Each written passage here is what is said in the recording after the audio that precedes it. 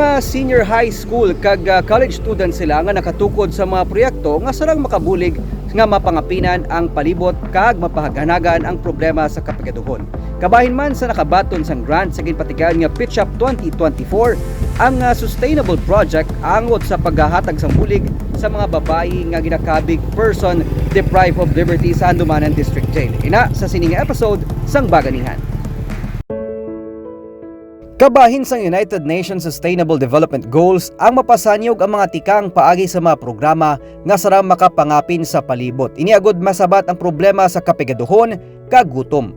Gani paagi sa Pitch Up 2024 nga ginlunsar sang University of Negros Occidental Recoletos. Kaupod man ang Negros Women for Tomorrow Foundation, may 19 ka mga grupo sa mga high school kag college students.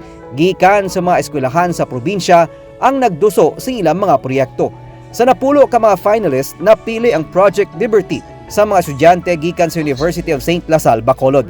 Napaminsaran nanday Genevieve Joy Magsico, Christian Ray Santilisas, Jorens Ison kag Janine Rachel Heronca sa College of Arts and Sciences ang paghatag atensyon sa rehabilitation kag reintegration sa mga babae nga persons deprived of liberty sa Handumanan District Jail. Project Liberty emerges as a beacon of hope, seeking to address the overlooked challenges faced by women detainees in the Philippines.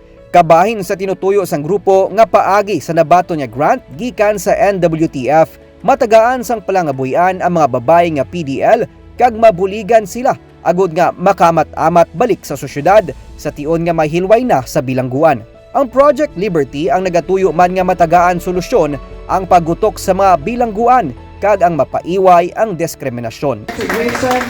Cinco de Leon from the University of St. Lasal, Bacolod. Kabahin man sa nagbaton sang grant ang Project Sibol sang Talakdan National High School sa Banwa sang Kawayan. We have Project Sibol from Talakdan National High School.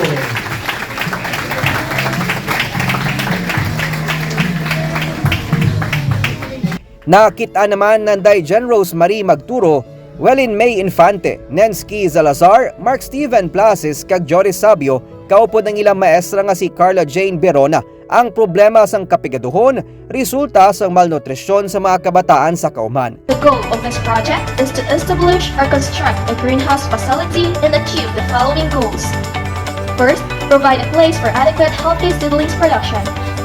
Second, minimize or eliminate the incidence of malnourishment by establishing and sustaining the Gulayan sa Paaralan program of the school by serving as the main supplier of food and ingredients for the school-based feeding program.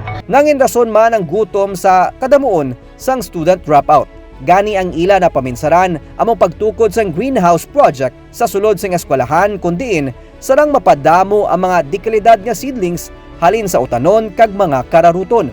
Ginakalipay sang pamunuan sang UNOR kaupod ang NWTF nga makita ang maayo nga tinutuyo sa mga lamharon nga estudyante para sa buwas damlag. Sino man abi maghuna-una nga sa edad nga 14 tubtob 17 anyos, may ikasarang na nga maghimo sang programa nga may dako nga impact sa komunidad.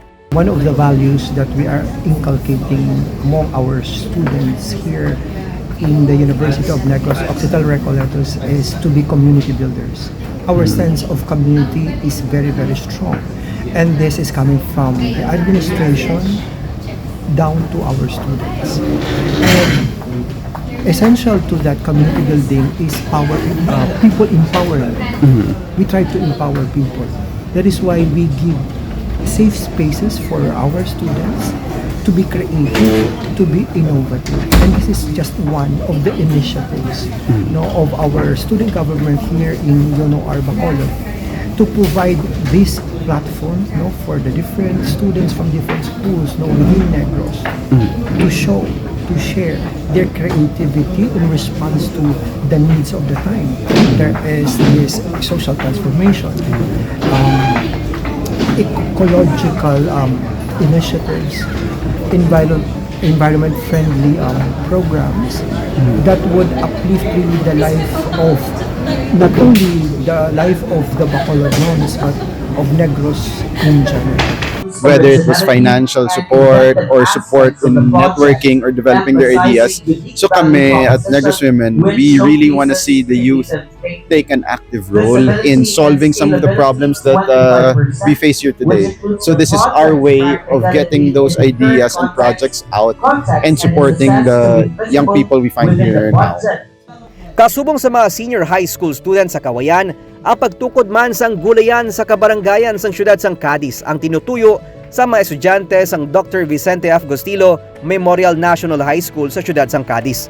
Sa pagpanguna man sang manunudlo nga si Katrina Faith Bacaro, handom nanday Digel Cyrus Diasis, Duen Bayunon, Irene Joy de la Paz, Angelian Lerp Carlos, kag John Irvi Erbadulasa nga masuguran ang gulayan sa Barangay Zone 3. For more opportunities, this project will offer the implementation of sustainable activities and innovation covering all three pillars of sustainability, the economy, ecology, and society. Sa ilang project nga barangay, ecological resiliency and development endeavor, which is called BIRDE, I was very much happy. So sa sini, kinahanglan gid ang collaborative effort sa tanan nga agency, especially the Office of the City Agriculturist. Amo na, we will train ang mga beneficiary. So once ma-train sila, kag makita nila, ma-showcase nila ini nga project, pwede naton ma-replicate in other sites. Halin sa amo nga barangay, luyag nila nga mapalapnag ang Barangay Ecological Resiliency and Development Endeavor sa iban pa nga kabaranggayan. Feel honored, sir, since out of the 10 or even more than 10, sir, since the beginning, sir, we were one of the 3 were selected as the best pitch. Nasuguran na wala pa. Nasuguran na wala pa. We already have the SenseBot machine, so we are going to integrate that into the community and entice young people to innovate as well. This win is not only for us as students or as researchers as well. This is for the community, this is for Cadiz City. And hopefully, after this project, more communities will be inspired to do projects as well and help a lot more people in Negros Occidental. Ang Project Verde, isa sa mga top 3 finalists nga napili buligan sa NWTF, kaupod man ang 3-0 Negros Occidental Network. They have come with great ideas, and some of them are like on progress, like existing, but of course the implementation, if you look at the implementation of those ideas, it's not really much progressing. So this program will boost the progress and help them to implement those. And we have our international partner organization as well. So what we can do, we can provide with those materials, the insights, whatever they will be needing to implement those ideas, business proposals. Especially we have also international academy of international organization, those who will provide the trainings also, to accomplish the goals. Sensibility to human dignity and to the environment.